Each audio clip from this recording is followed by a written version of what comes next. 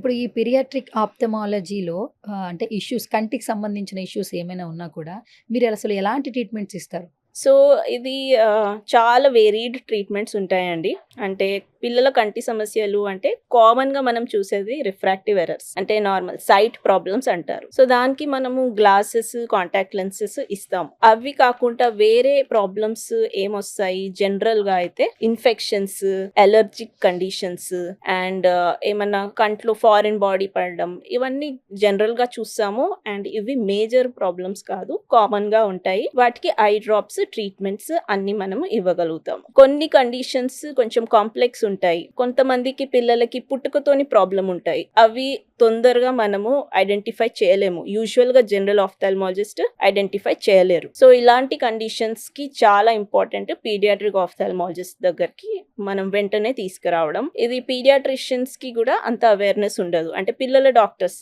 చూస్తారు కదా పుట్టంగానే. ఆ డాక్టర్స్ కూడా అంత అవేర్‌నెస్ లేదు. పుట్టగానే ఐ చెకప్ కి ఎప్పుడు పంపివ్వాలి, ఎంత బర్త్ తర్వాత ఎంత డ్యూరేషన్ తర్వాత పంపియాలి, ఇవన్నీ మనము ఇప్పుడిప్పుడే అవేర్‌నెస్ కల్పిస్తున్నాం.